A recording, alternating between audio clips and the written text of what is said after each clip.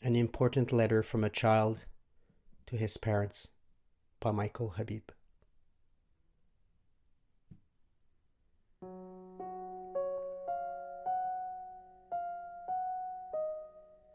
Dear Mom and dear Dad,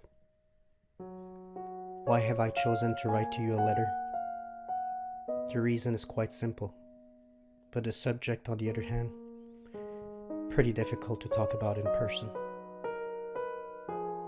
I came to the point in my life where I felt the need to share a secret with you that is becoming very heavy to carry.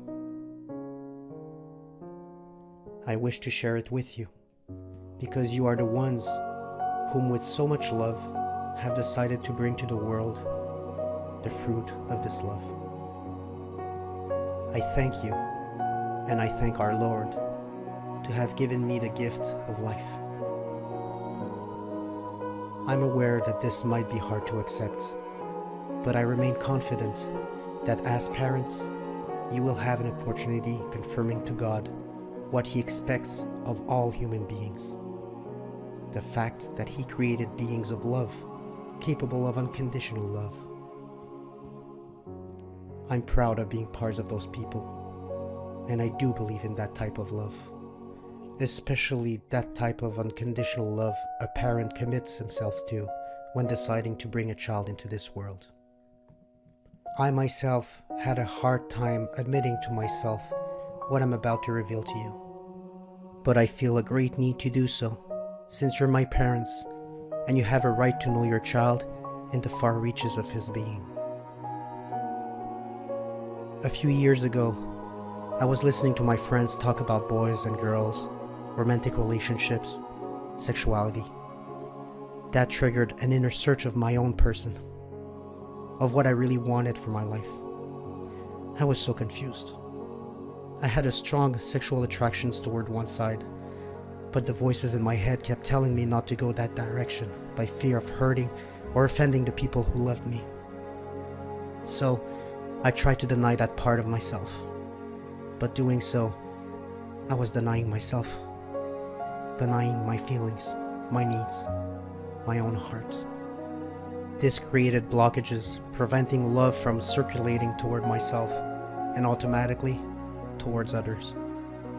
Inside of me, there were no feeling of love, no freedom to be, no joy to live. There was only fear, only shame, only anger, only sadness, all leading to a suffering of my soul. This unbearable sufferance eventually led me to three choices. The first one being what I thought at the time as an easy way out, putting an end to my life.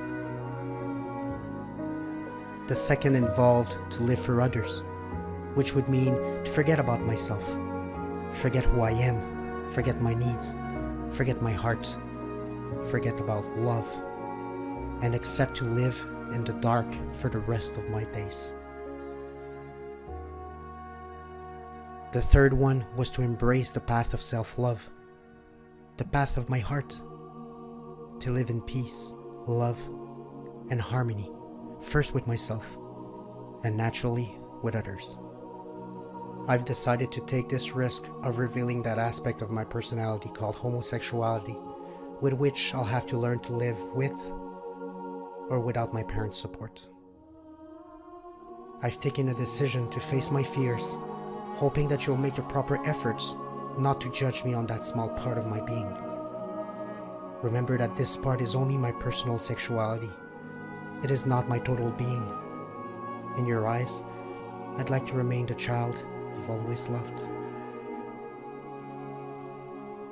Mom, Dad, there's no need to blame yourselves or feel that you failed your role as parents, thinking that it might be your fault if I'm this way. Homosexuality has nothing to do with the way in which a parent raises his child. Being homosexual oriented is not a disease. It's not a sin, not a punishment from God, and it is certainly not a decision. You most probably have your own beliefs regarding homosexuality, and believe me, I respect them. But I'm also hoping that you won't attempt to change me or to take me to see a shrink, thinking that he might be able to cure me. I am who I am, and I love myself for who I am. Don't question yourself too much. This is simply one of the different realities of this world that pushes us to grow and evolve as loving human beings. We have two choices here. We can either remain under fear's influence by refusing to make an effort and to take action, or we can move forward under love's influence by accepting our own self-growth, our desire to evolve and embrace change. You can either choose to keep negative beliefs based on fear that are most often taught by society and religions, or you could allow yourself to make your own positive beliefs by listening to the voice of truth, which is located in the same place you can hear God whisper to you, in your own heart. There's an author of the name of Jonathan Swift who wrote, "We have just enough religions to make us hate, criticize, and judge each other, but we do not have enough spirituality to help us love and accept one another without any conditions." So Dad, Mom, here you go. You now know that I'm homosexual. It's now up to you to love me or to reject me. But as far as I'm concerned, I will no longer need to drag this heavy burden with me. Regardless your decision, I want you to know that I will always consider you as my parents and myself as your child. I hope with all of my heart that this challenge brought by life will lead us towards stronger bonds, which in this way forms a family. I love you, Mom.